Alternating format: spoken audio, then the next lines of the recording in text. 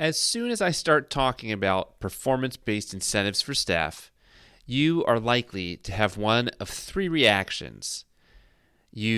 One, you may start to lean in. You get excited about how you can leverage this powerful tool at your organization. Or, in contrast, you might start to roll your eyes, remembering a long line of bad ideas and bad experiences, such as Employee of the Month or DSP of the Year. Or there's a small chance that you may be kind of in that middle of the road spot where you think to yourself, wait, don't we do that already? Don't our employees need to score a certain number on their semi-annual reviews in order to be eligible for the annual cost of living raise? Hello, difference maker, and welcome to IDD Leader, the podcast that's all about helping IDD providers retain and grow their DSP workforce using behavioral science. I'm your host, Nate Beers, and today we're going to talk about one of my favorite topics. It truly is. It's incentives. If your organization uses these correctly, your workforce will be more engaged, more productive, and will enjoy their work more fully. And yes, of course, you will have higher retention. So, as we finish out the year, I want to help you optimize any incentives that you're considering to implement next year, or perhaps optimize incentives that you are already implementing. And at the end of this episode, I'll tell you why Employee of the Month doesn't work, but what works instead. Before we get into that, let me just clear something up.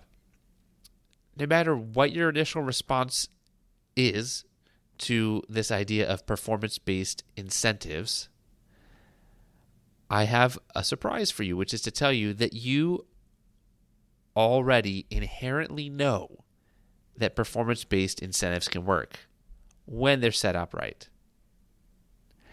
And so any resistance really has to do with bad experiences. Here, I'll try to prove it to you. Let's just use a factory example. Let's suppose at a factory, the average worker completes 80 units a day. And in order to not get fired, you have to complete, we'll say 65 units a day. You get under that, you get fired.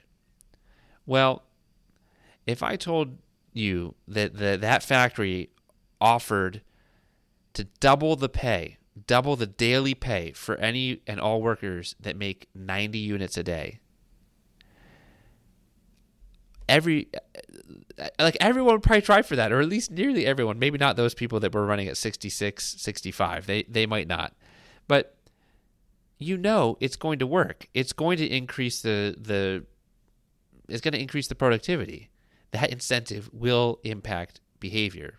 Now, of course, financially, 10 more units a day is probably not worth double, and so maybe that's not fair because it's an unrealistic example. But somewhere between doubling their daily pay and not paying them anything extra, right? If the factory pays nothing extra for their high achievers who are on average doing 90 to 100 units a day just because they don't socialize as much or just because they work a little bit faster and more efficiently, if they don't pay anything extra for those high achievers, in general, performance will tend to gravitate towards just above 70. Just above 65, the cutoff for not getting fired. But if it's incentivized at some level, even a small amount, people that already can achieve 95, 100 units a day, they're probably going to do it. So the question is never, does performance-based incentives work? But it's always in, how is it working? How is it set up? Does it actually work out financially? And does it actually impact the behavior in the ways that we're hoping that it will? So my apologies if you've had bad experiences, but if you did, it's just because the performance-based incentives were not set up properly. But thankfully, with a good understanding of behavioral science, you can avoid the most common pitfalls when you set up good performance-based incentives at your organization. Pitfall number one is that individual efforts are difficult to parse out. There's an obvious solution to this. That would be that individual efforts matter a lot. In other words, it's not just a group thing or a program-wide or a company-wide initiative. From a dollars and cents standpoint, doing some kind of profit sharing makes a lot of sense because it's like, hey, if the money's there, we can pay the employees back. And so, yeah, you should do your job better. And I'm not against those, but they're not very effective at changing individual behavior on a daily or weekly basis because the individual effort is not very closely tied to the incentive or the reward. In contrast, if there's a very clear statement that says, if you do X, then you will get Y. And if X is an achievable, clear thing that they're supposed to do, then people often will step up to the plate. Maybe not always, but a lot of the time. If it's within their ability to do, and it's not some exorbitant amount of effort for, an extra $5 at the end of the month, that's not going to, if the economy of that works out well, then most people will step up and will put forth more effort and will try to achieve that. And so when you're setting up performance-based incentives, I'm not against group things, but if you really want it to impact behavior, you're going to want to have it be as much individualized or in very small groups as possible so that individual effort is making an individual difference and is much more closely linked to the reward or the incentive that's there. Otherwise, we know this, but what happens is if it's always tied to group outcomes, then the high performers are kind of essentially penalized for working so hard because they're not seeing an equal share of how much harder they worked. And sometimes even just the socially, there can be some penalties with being kind of that overachiever if you can picture some scenarios. But then the other thing that happens is that low performers end up getting rewarded for not doing much because they're grouped in with the high achievers. And so the classic tragedy of the commons can happen where everybody just assumes everybody else is going to take care of it. And sometimes you end up having where the whole team misses the mark just because none of it was tied to individual performance. So if you're going to do something that's a team-based, I still strongly recommend having individual tracking, that there's some kind of a measurement that's individual so that each person on the team can see how they are performing. Anyhow, we'll probably get into a little bit more about the measurable piece here in a minute. Pitfall number 2, only results are rewarded. Yeah, the solution there is that behaviors and can be results too, but behaviors and results are rewarded, not simply just the results. I recognize this might be a little controversial because, it's kind of like if you looked at let's just go with car salesman. If we reward the car salesman for making a bunch of calls, but they don't actually get cars to move off the lot, then there's not even really money to pay them, right? Because it was the sale, the transaction that's going to get them paid. So I can kind of see why this whole mindset or this whole approach rather can get tongue-tied, that it can get easily misunderstood or just kind of get a bad rap. Here's the thing.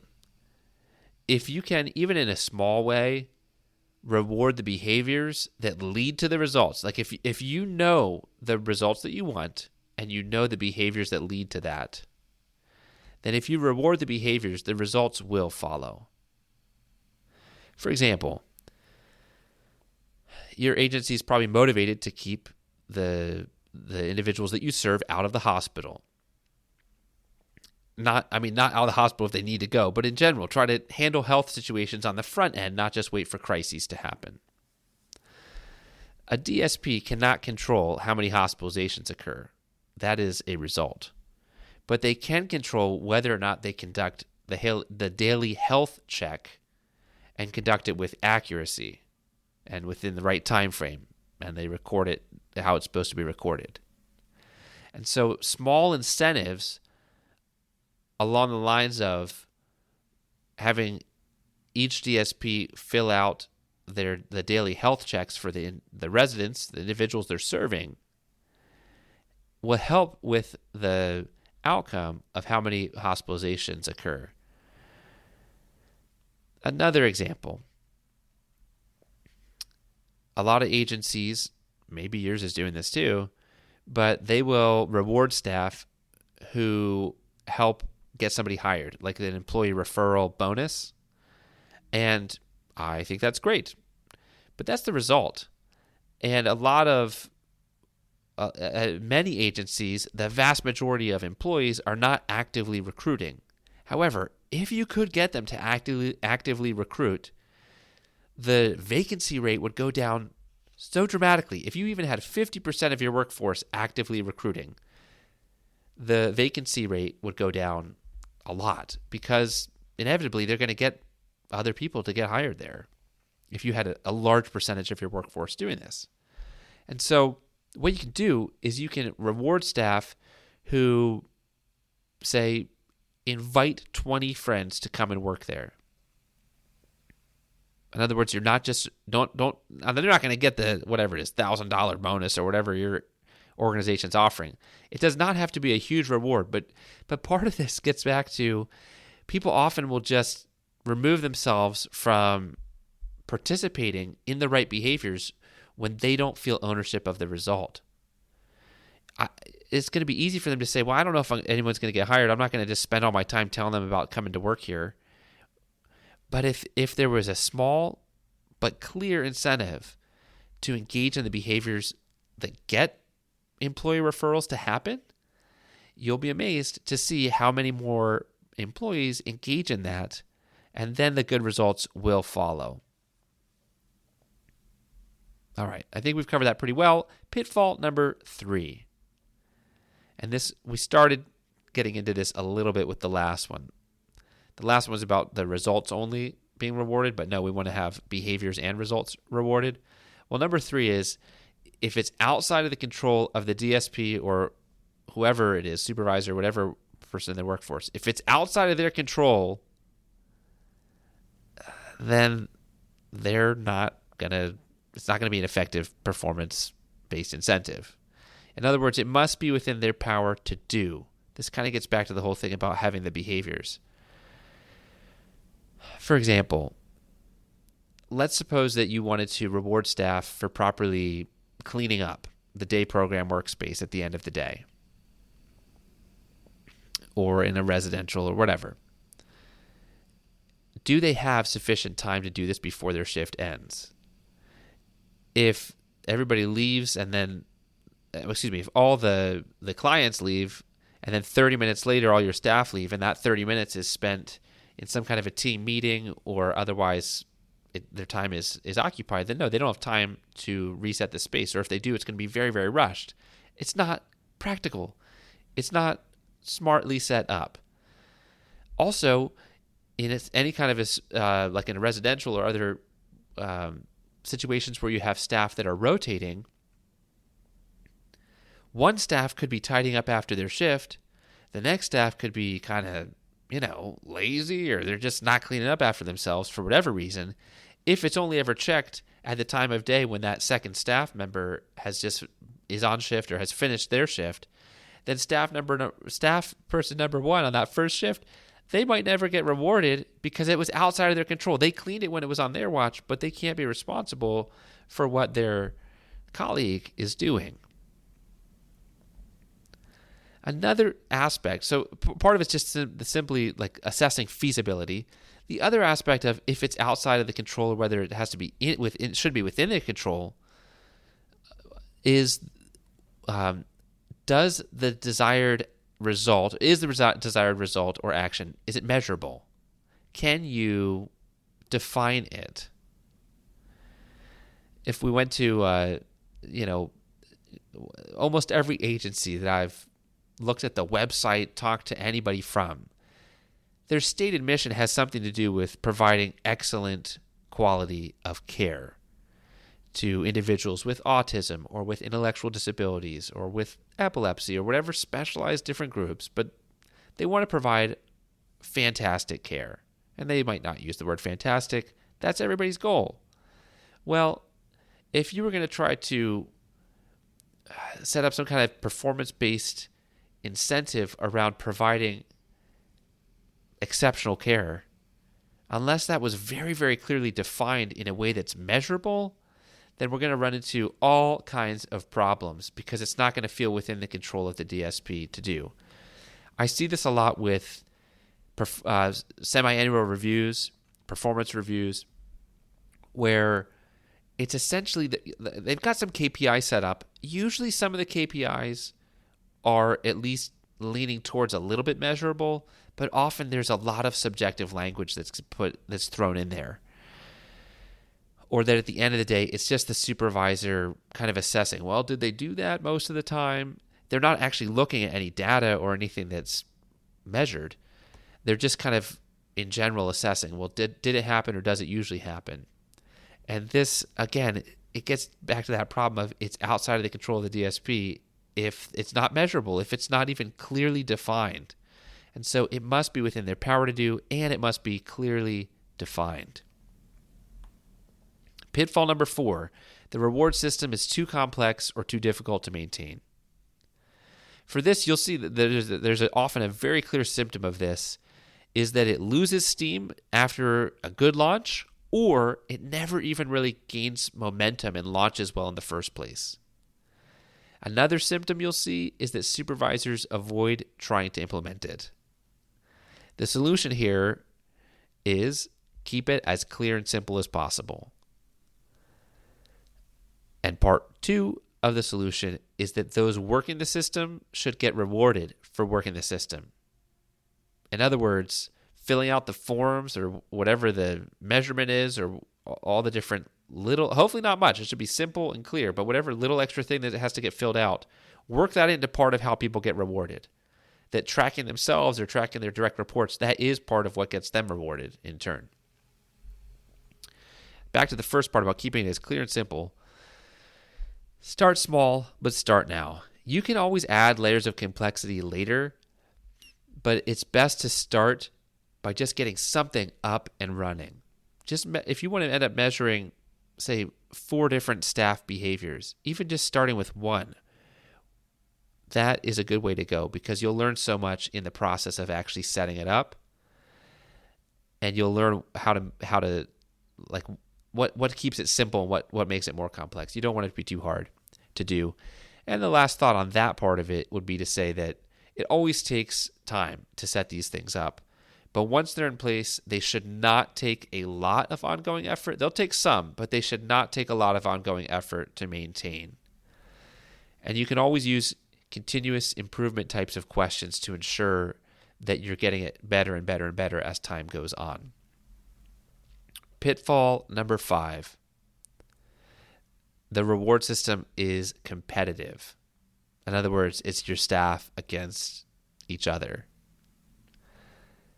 The solution here, of course, is that there should be no competition between staff for performance-based incentives. Now, if you want to do that as some kind of a fun little game or like just a little side thing, that's fine.